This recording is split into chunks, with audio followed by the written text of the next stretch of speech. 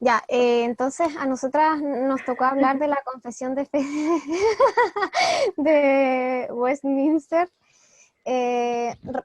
Específicamente el capítulo 2, la sección 1 y 2 que habla básicamente del ser de Dios, ¿ya?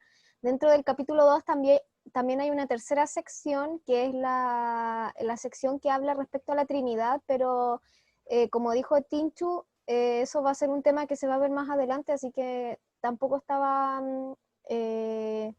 dentro de nuestro estudio del capítulo 2 de esta confesión.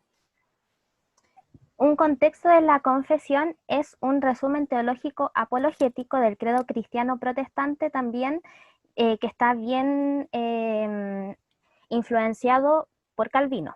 Ya en 1643 el Parlamento inglés hizo una convocatoria a teólogos piadosos, doctos y juiciosos, que fueron alrededor de 121 clérigos, así que fueron hartos. Y los temas a tratar en realidad eran la adoración, doctrina, gobierno y disciplina de la Iglesia en Inglaterra. Estas reuniones se llevaron a cabo en Westminster, una parte de Londres, y por un periodo de 5 años. Y dieron como resultado la confesión de fe que nos tocó a nosotros, también un catecismo mayor y uno menor. Eso así como full resumen de la confesión. Dale, Connie. Bueno, literal, la sección 1 de la confesión dice lo siguiente. Hay un solo Dios, vivo y verdadero, quien es infinito en su ser y perfección, un espíritu purísimo, invisible, sin cuerpo, partes o pasiones. Es inmutable, inmenso, eterno, incomprensible, todopoderoso, sapientísimo, santísimo, totalmente libre y absolutísimo. Hace todas las cosas según el consejo de su propia inmutable y justísima voluntad para su propia gloria. Es amorosísimo, benigno, misericordioso, paciente, abundante en bondad y verdad. Perdona la iniquidad, la transgresión y el pecado, y es galardonador de aquellos que le buscan diligentemente. Además, es justísimo y terrible en sus juicios, que detesta todo pecado y que de ninguna manera declarará como inocente al culpable. La sección 2 dice, Dios tiene en sí mismo y por sí mismo toda vida, gloria, bondad y bienaventuranza. Él es el único todo suficiente en y por sí mismo, no teniendo necesidad de ninguna de sus criaturas hechas por él, ni derivando gloria a algunas de ellas, sino que manifiesta su propia gloria en ellas, por ellas, hacia ellas y sobre ellas. Él es la única fuente de toda existencia, de quién, por quién y para quién son todas las cosas, teniendo el más soberano dominio sobre ellas para hacer por medio de ellas, para ellas o sobre ellas todo lo que a él le plazca. Todas las cosas están abiertas y manifiestas ante su vista. Su conocimiento es infinito, infalible, independiente de toda criatura, de tal manera que para él nada es contingente o incierto.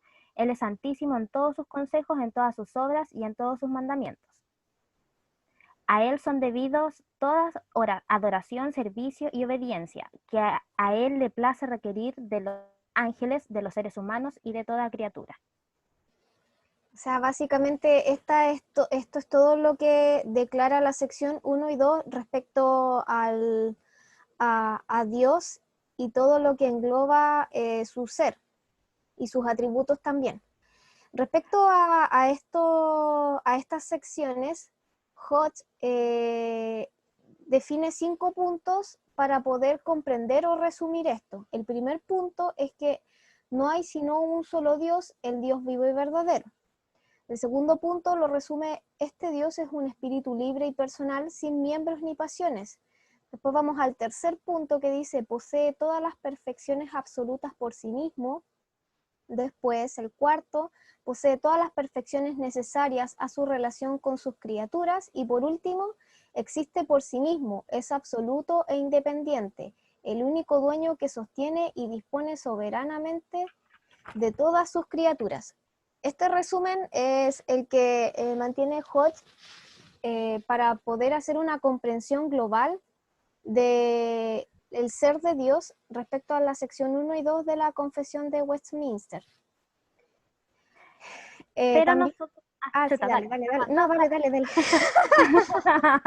Ya.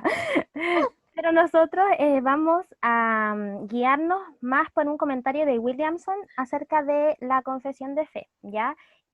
Nosotros quisimos nombrar a Hodge porque si bien resume lo que se quiso decir en estas dos secciones, encontramos que con Williamson era un poquito más claro y lo nombramos como para que tuvieran un conocimiento un poquito más amplio. Y también habla 5 puntos. Y el primero es, hay solo un Dios vivo y verdadero. La doctrina de Dios entonces comienza con esta afirmación, que Dios es, de que Dios existe. Y las escrituras lo afirman y testifican acerca de esta verdad.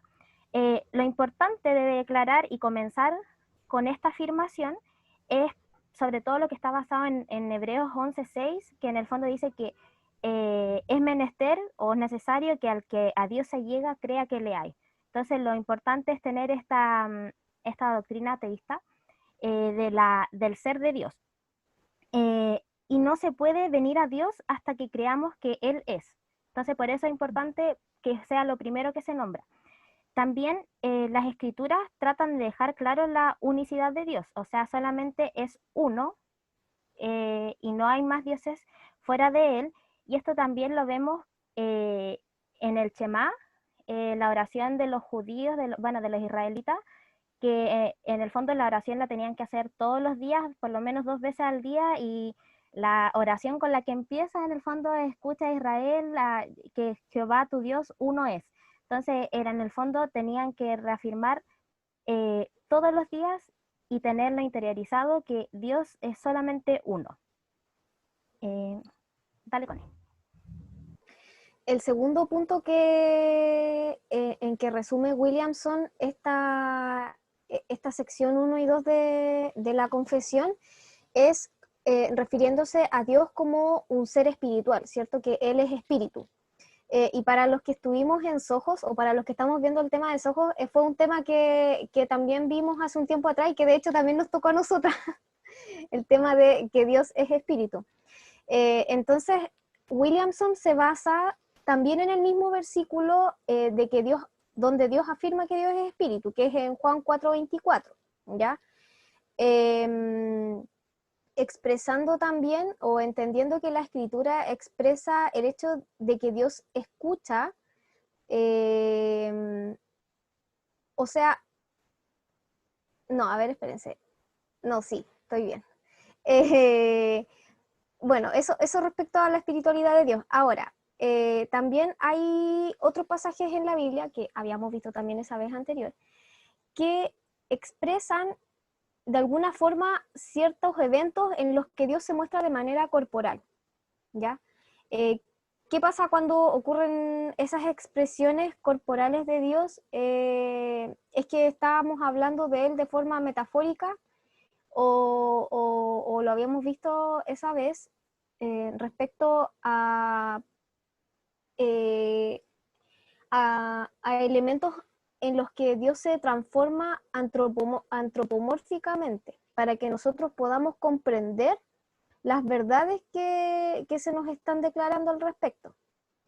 Entonces, cuando las escrituras muestran y expresan el hecho de que Dios nos escucha diciendo que tiene oído, que ejerce su poder, atribuyéndole una mano, se habla, como dije, metafóricamente. Porque en el caso de los hombres las facultades espirituales se ejercen por medio de órganos corporales, ¿ya? Cuando hablan de su arrepentimiento, de su lamento, de sus celos, también refiriéndose a Dios, es también un lenguaje metafórico que nos quiere enseñar que Él actúa hacia nosotros como lo haría un hombre al agitarse ante tales pasiones, por decirlo de alguna manera, ¿ya? Ahora, respecto a que porque Dios es espíritu, tenemos que entender también que Él no se ve sujeto a ninguna limitación, ¿ya? O sea, básicamente no hay lugar del cual Dios esté ausente. Y esto lo podemos leer también en el Salmo 139, del versículo 7 al 8, que dice, ¿a dónde me iré de tu espíritu y a dónde huiré de tu presencia? Si subiera a los cielos, allí estás tú. Y si en abismo hiciere mi estrado, he aquí, allí tú estás. Entonces nosotros básicamente de este versículo podemos entender que Dios o el ser de Dios, el ser espíritu, nos hace a nosotros entender o debiese llevarnos a nosotros a entender que donde quiera que vayamos, Dios está presente. Por otra parte, obviamente, también hay que enfatizar que en cualquier sitio en donde pudiera estar el hombre, en ese lugar está Dios, Dios mismo en toda su gloria y majestad. Dale con el tercero, Andrea.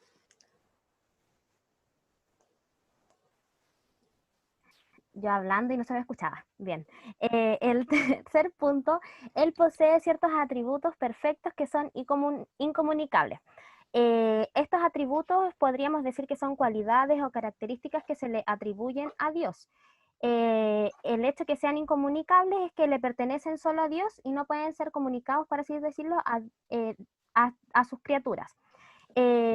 Y la posesión de que Dios, o sea, en el fondo el hecho de que Dios posea estos atributos distingue a Dios de los demás, ¿ya?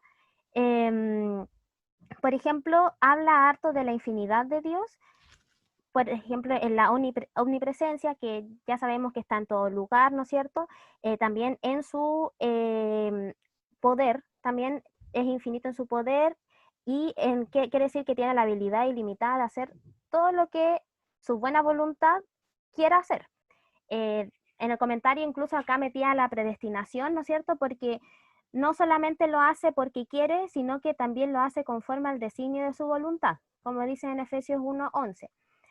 También es infinito en su conocimiento, y acá nos lleva a la reflexión también de que nosotros tenemos la visión de las cosas sucesivas, cuando viene una tras otra, pero Dios también tiene la vista panorámica y comprensiva de todas las cosas, porque de Él viene, ¿no es cierto? De Él se desprende todo, y nuestro conocimiento es superficial. La Biblia, hay muchos versículos que ya han sido nombrados por Pablo, de hecho, acerca de la profundidad del conocimiento o sea, del conocimiento que tiene Dios acerca de las cosas, que escapa a nuestro conocimiento, y esto es lo que nos tiene que llevar a nosotros a una actitud de humildad y profunda reverencia, que le adoremos maravillados al único Dios, que el que puede entender todo completamente. Entonces, en el fondo, cada uno de sus atributos tiene que llevarnos a glorificarle. Es por eso que empieza a nombrar todos estos atributos, y la idea es también llevarnos a la reflexión en cada uno de ellos. Eso, go, Connie. Y respecto al cuarto punto, que dice que él posee ciertos atributos perfectos que son comunicables, chuta, perdón, que me están llegando notificaciones, lo siento. Perdón, ahora sí, ya. Bueno, respecto, perdón, a los atributos que son comunicables, hace referencia a Williamson a que hay atributos o cualidades que Dios tiene que en alguna medida otorga a las criaturas que Él escoge. Por ejemplo, si Él tiene sabiduría, poder, santidad, justicia, bondad y verdad, también algunas criaturas, es decir, hombres y ángeles, en cierta medida demuestran estas cualidades, ¿ya? Dios, es importante recalcar que Dios contiene todas estas cualidades en un grado ilimitado, o sea, básicamente perfecto, ¿cierto? Pero las criaturas poseen este reflejo de las cualidades de forma limitada o muchas veces de forma bastante precaria, ¿ya? Hay una ilustración que tiene Williamson aquí que nos llamó harto la atención y que básicamente quisimos detenernos en ella para poder entender esto de los atributos comunicables. Él dice lo siguiente, lo voy a leer literal, dice: sostenga un espejo delante de usted, verá una imagen de usted mismo. Ahora observe todas las cualidades que le pertenecen y que usted y su imagen tienen en común realmente no son las mismas en absoluto, pues usted es de verdad y su imagen no lo es. Usted existe a un nivel totalmente distinto a su imagen. Las cualidades que le pertenecen a su imagen en el espejo son solo una reflexión de las suyas, ¿ya? Básicamente aquí hace una referencia a cómo uno debiese entender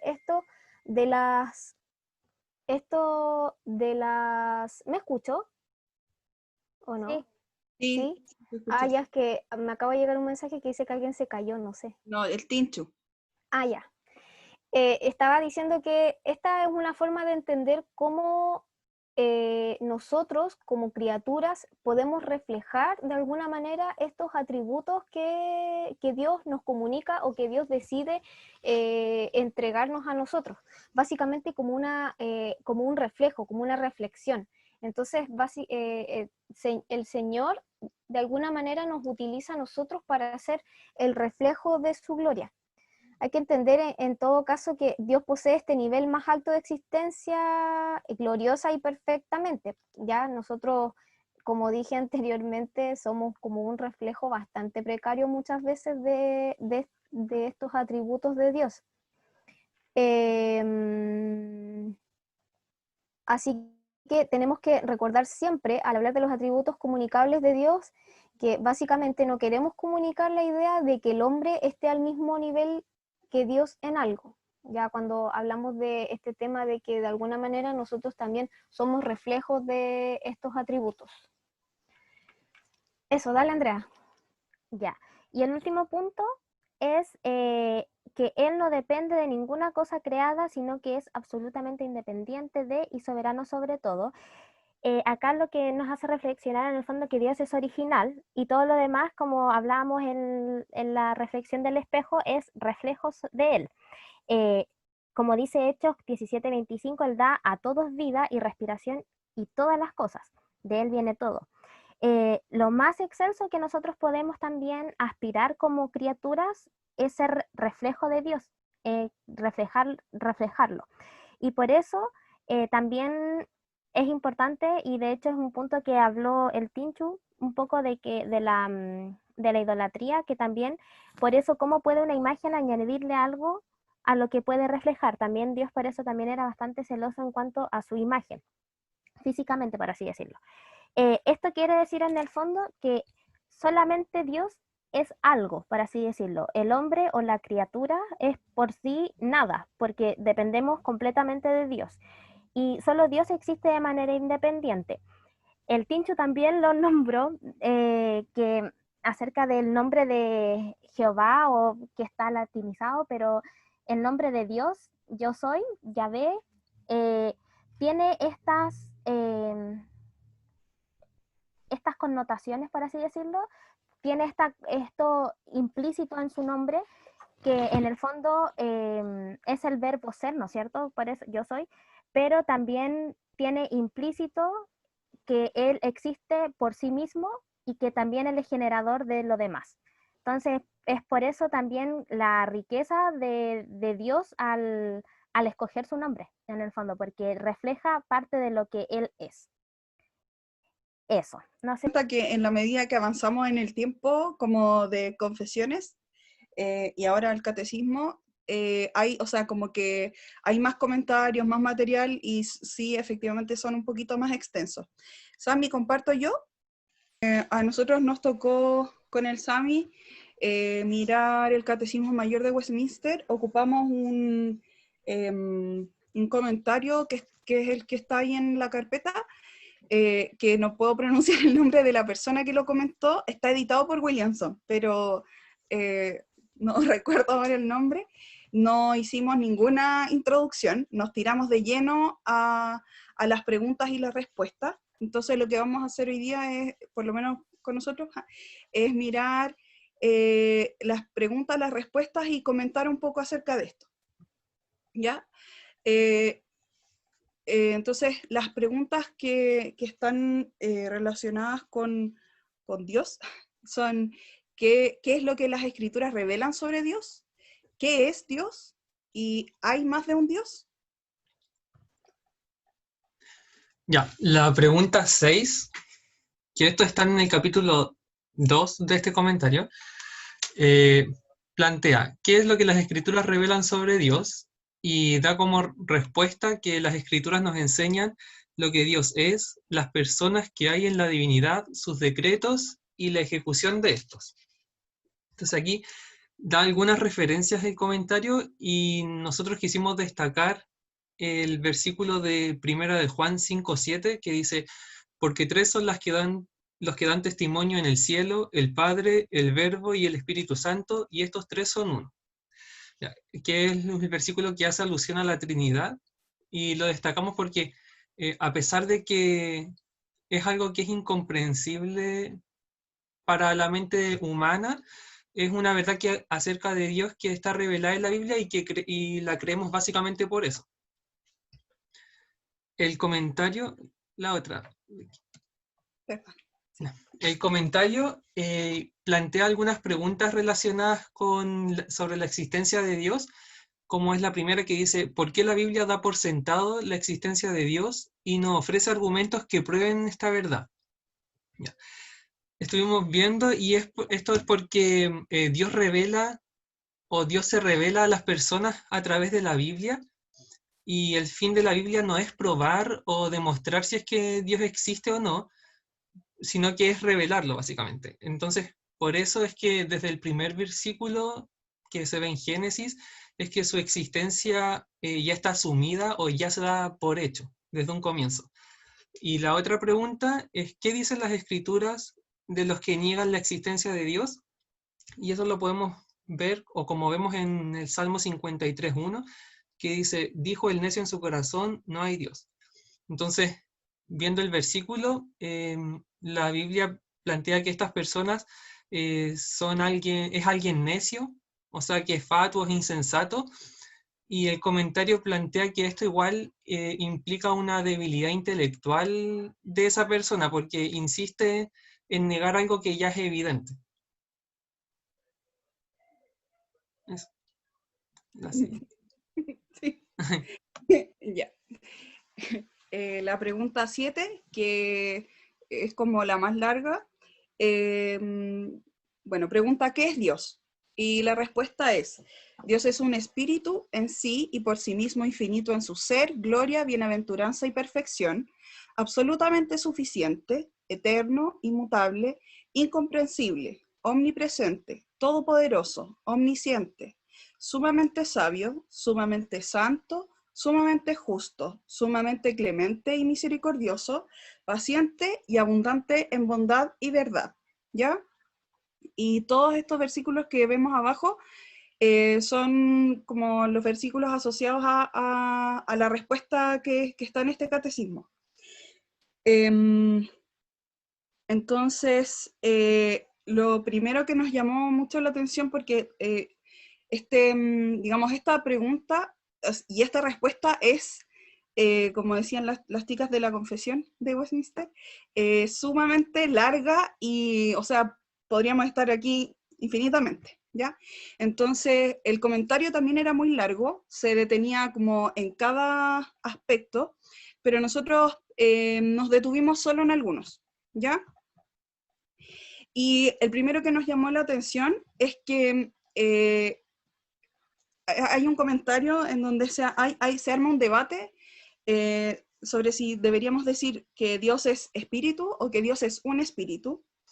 Y bueno, el autor defiende la posición de decir que Dios es un espíritu porque defiende la idea de Dios como persona, como individuo, y dice que es un ser de categoría o naturaleza espiritual como otros, por ejemplo, ángeles o otros espíritus, ¿ya? Independiente de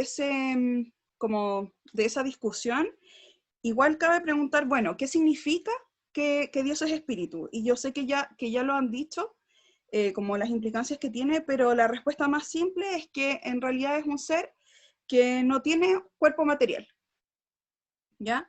Sin embargo, como en nuestra naturaleza, se nos hace un poco imposible no querer compararlo con algo que ya conocemos o asociarlo a algo que se nos haga un poco más cercano, ¿ya? Entonces, ¿qué implicancias tiene esta verdad? Que Dios sea espíritu, ¿ya? Bueno, lo primero es que es de una naturaleza distinta sabemos que es un ser espiritual, pero no nos atreveríamos a compararlo con nada de lo creado en realidad. Porque además de que Dios es espíritu, Dios es santo, ¿ya? Y si bien está esta acepción de santidad como perfección moral, está también como esta acepción de ser infinitamente superior a todo lo creado, totalmente apartado, incluso yo me atrevería a decir como distinto. Tenemos que entender que Dios está como a otro nivel, ¿ya? Y no podemos como compararlo, ¿ya? Que Dios sea espíritu significa entonces que no podemos asociarlo a una imagen, porque asociarlo a una imagen nos daría una idea falsa de lo que Dios es, ¿ya? Adorar, entonces, u otorgar esta categoría de Dios a cualquier imagen sería pecado. Pero, insisto, como a lo largo de la historia se ve esta necesidad humana, como de nuestras mentes limitadas, de comparar o hacer una bajada, ¿ya? De poder acercar a lo conocido. Entonces, puede parecer un poco natural pensar que como nosotros fuimos creados y en realidad todo lo que conocemos naturalmente sin la revelación, digamos, de la Biblia, también ha sido creado. Algunos podrían llegar a pensar, bueno, entonces, ¿quién creó a Dios? Pero la verdad es que nadie creó a Dios, ¿ya? Recordemos, insisto de nuevo, Dios es infinitamente superior, ¿ya? Y en ese sentido, entonces vemos que también no podemos limitarlo, ¿ya? Dios es infinito, nosotros como humanos vivimos limitados en términos de tiempo, en términos de espacio, incluso en términos de capacidad, ¿ya? Pero en el catecismo se nos dice que Él es infinito en su ser, gloria, dicha y perfección, ¿ya?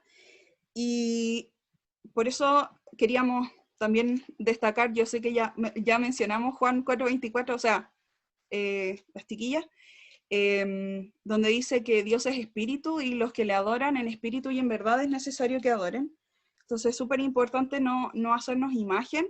En el comentario que nosotros leímos, quizás había como una definición súper estricta de lo que se considera como idolatría.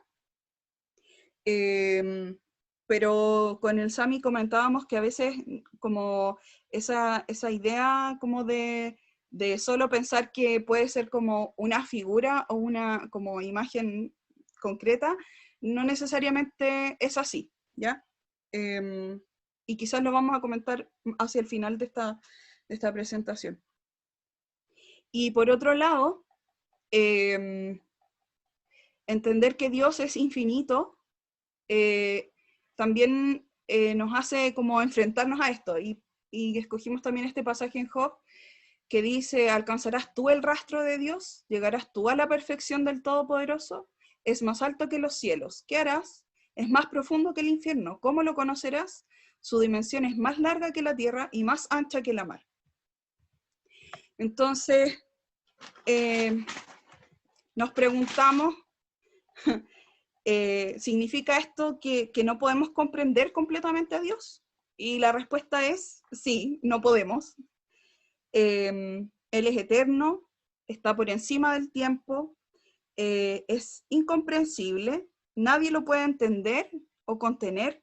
De hecho, también no recuerdo qué confesión lo mencionaba, pero incluso hay un espacio en donde se hace alusión a cuando David quiere construir un templo, ¿cierto? El templo para Dios, y Dios le dice como, pero tú ¿qué crees que soy? Una cosa así como que yo voy a habitar donde tú digas. Y en realidad no podemos comprenderlo, no podemos pretender limitar a Dios, ¿ya? Él es todopoderoso, también es inmutable, nunca cambia, y eso significa que siempre es espíritu, siempre es santo, siempre es todopoderoso, y todas las otras perfecciones que estaban nombradas. Entonces, nosotros no podemos comprender a Dios, pero sí sabemos que Él es omnisciente, que todo lo sabe, y Él tiene un conocimiento, el conocimiento más acabado de nuestro ser y del universo entero. ¿Hay algo que se escape del conocimiento de Dios? Bueno, la verdad es que nada. Su conocimiento es exacto y verdadero, ¿ya? Y en este sentido, nosotros podríamos discutir sobre alguna verdad,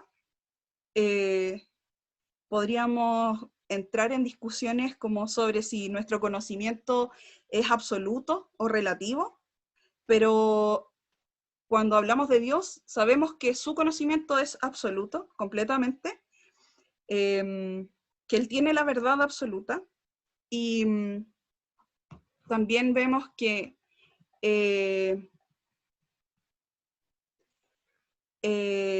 esta verdad, o en realidad que Dios tenga como atributo esto de verdad, ¿cierto? Que Dios es verdad,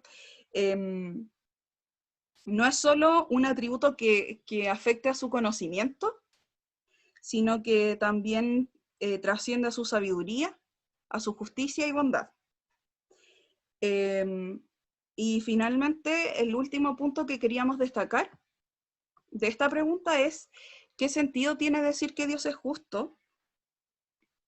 Y bueno, la respuesta al comentario, o sea, el comentario decía, y lo voy a leer textual, dice: significa que es parte de la naturaleza o el carácter de Dios tratar a todas sus criaturas racionales exactamente de acuerdo con su posición con respecto a su ley moral.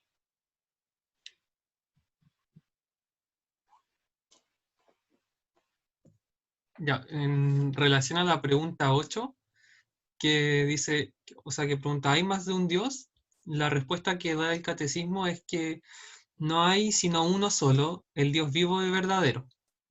Entonces, después de que vimos todas estas cosas o algunas cosas acerca de este Dios verdadero en la pregunta anterior, y como se lee en esta pregunta, es claro que solo existe un Dios que es verdadero.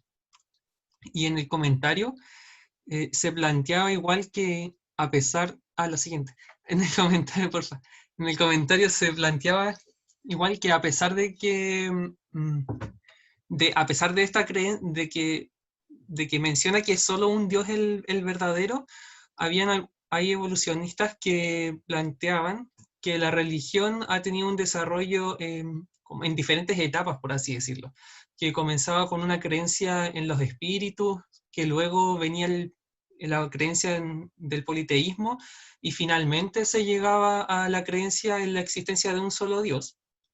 Pero la Biblia dice que el hombre sabe de Dios desde la creación, y que habiéndolo conocido, por causa de su pecado y de su corrupción, es que se envaneció y se hizo idólatra, que es lo que podemos leer en Romanos 1, 20 al 25, que lo voy a leer, dice: porque las cosas invisibles de Él, su eterna potencia y divinidad, se echan de ver desde la creación del mundo, siendo entendidas por las cosas que son hechas, de modo que son inexcusables, porque habiendo conocido a Dios, no le glorificaron como a Dios, ni dieron gracias. Antes se desvanecieron en sus discursos, y el necio corazón de ellos fue entenebrecido.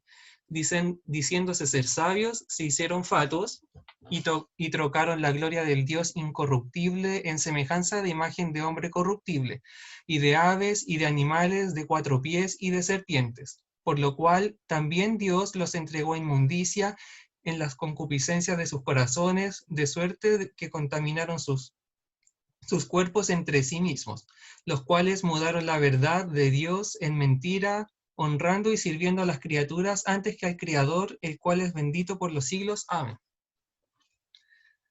Y también en el comentario se hacía alusión al politeísmo y la idolatría, que como todos debemos saber, cuando hablamos de politeísmo es la creencia de muchos dioses, y la idolatría, que es la adoración a un dios a través de las imágenes, que ya sea un dios verdadero o un dios falso, y que también implica en la veneración o adoración de todo lo que nosotros podamos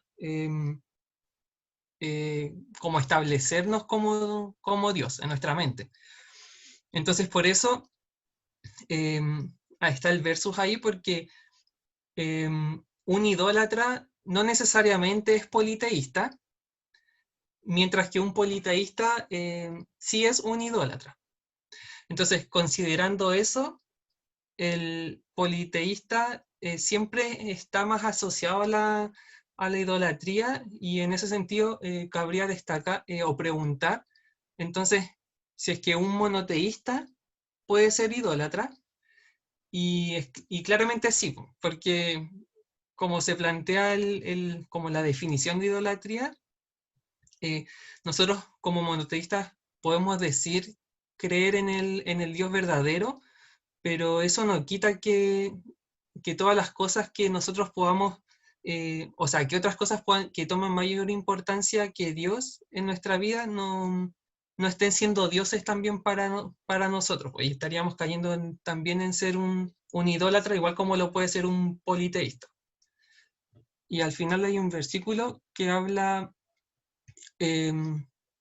sobre esto, que dice: sabemos que el ídolo nada es en el mundo, y que no hay más de un Dios, porque aunque haya algunos que se llamen dioses, o en el cielo o en la tierra, como hay muchos dioses y muchos señores, nosotros empero no tenemos más de un Dios.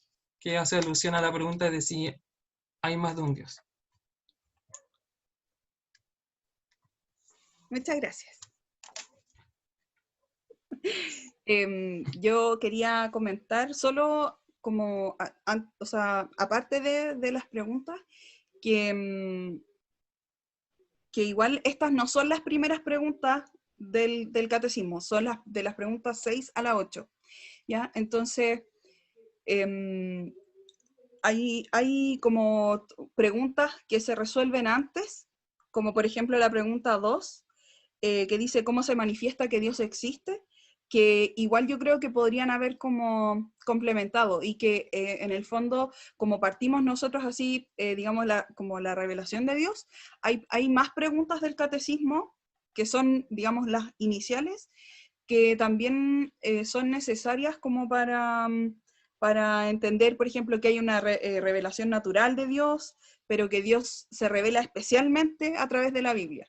Y eso está dicho en el catecismo, pero no lo consideramos ahora porque era como un espacio acotado. Eso quería comentar.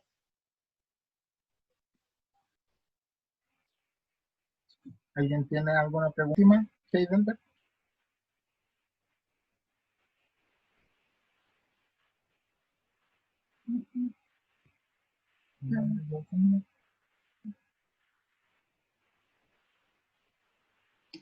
Sí.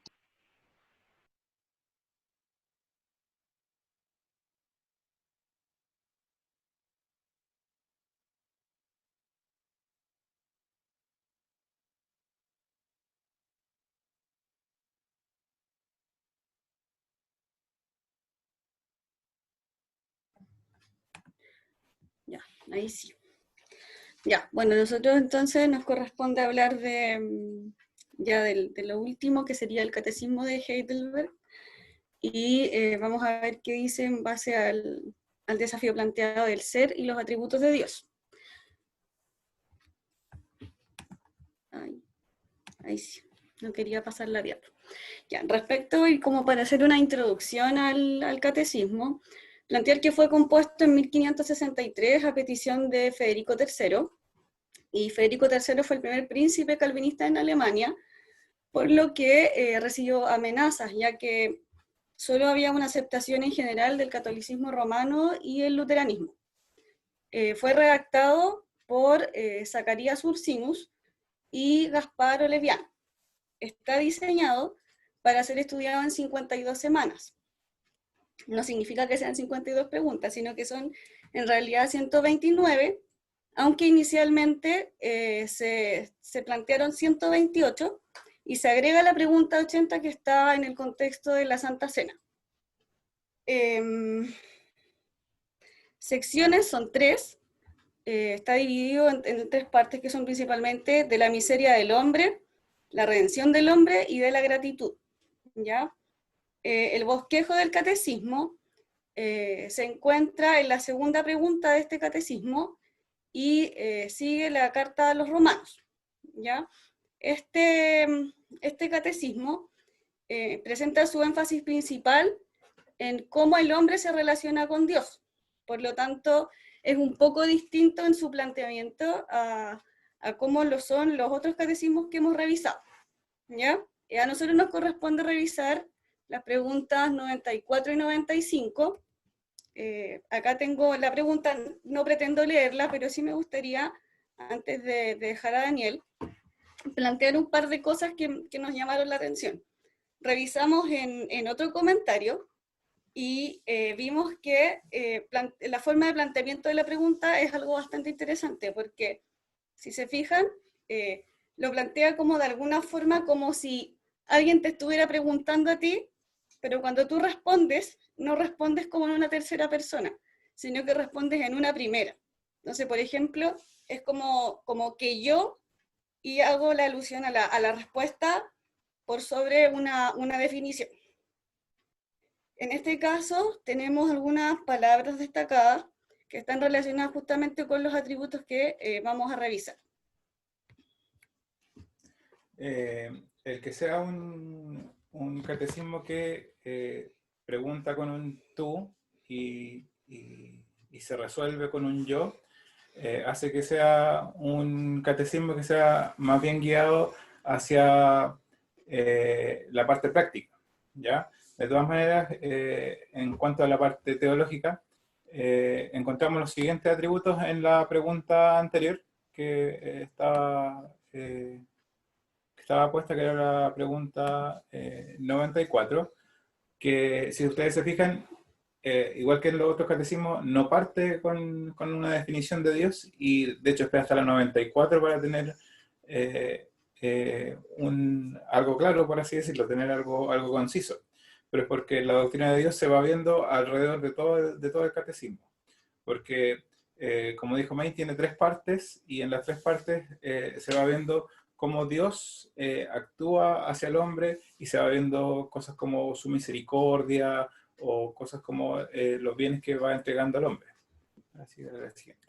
En cuanto a la pregunta 94, están estos primeros 5 cosas que anotamos que están en verde, que son que Dios es Salvador, que es el único Dios verdadero, que es digno de toda nuestra confianza, de nuestra humildad y de nuestra paciencia, que Él es sustentador y que merece nuestro amor, merece el temor y merece reverencia y sumisión. Así que, si se dan cuenta, se refiere de alguna manera desde el hombre, o como el hombre lo percibe, como un salvador, como el único Dios verdadero, como que nosotros debemos confiar en Él y que nosotros debemos amarlo, ¿ya?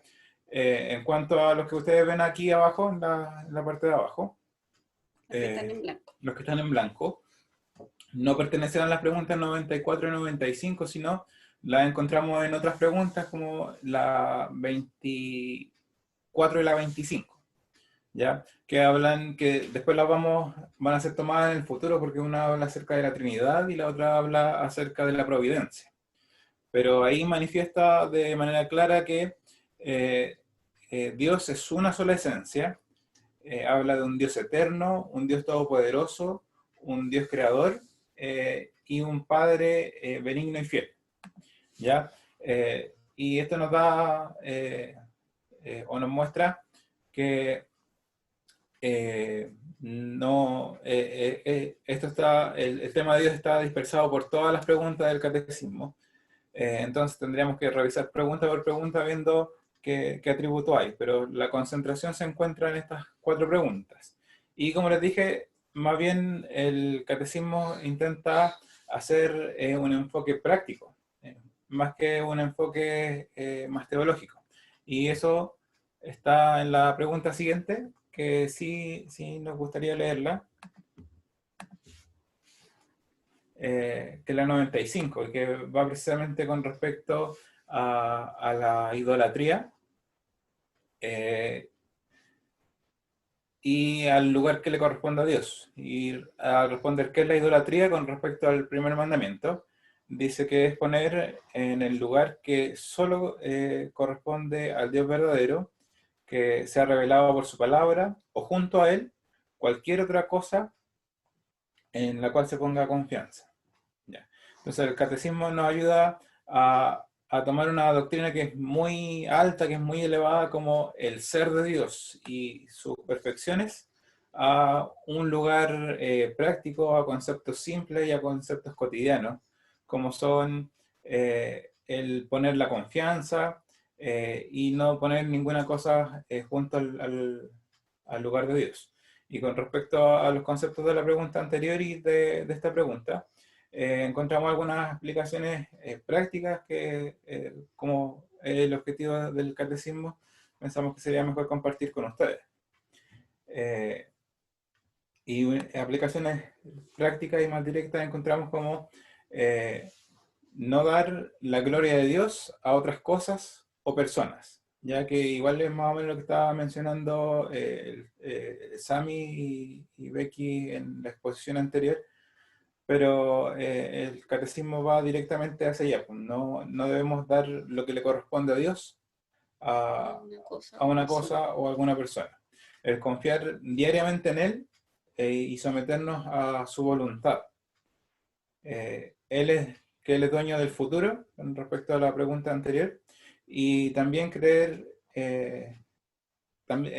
en el comentario que encontramos ahí que nos entregó el David, se subraya esto de que el creer esta verdad, que Dios es uno, que es único y no debemos poner otras cosas en su lugar, nos salva de una mentira que es muy grande, que es pensar que cualquier otra cosa puede reemplazar a Dios. ¿Ya? Que finalmente el conocer o librarnos de la idolatría e ir al lugar correcto nos salva de vivir en una mentira y lo podemos reemplazar por la verdad. Sí. Sí, igual en el comentario nos llamó la atención que cuando habla de que Dios es dueño del futuro, no solo lo atribuye al hecho mismo de la providencia o de confiar en él, sino que incluso lo hace en relación a lo que decía la pregunta anterior, y me voy a devolver, a ver si puedo, donde plantea que en el fondo no tenemos que evitar toda la idolatría, hechicería, encantamiento, superstición, invocación de santos, de otras criaturas. Eso.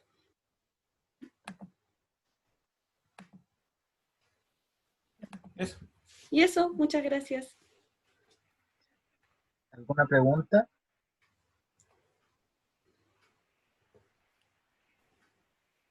Ya.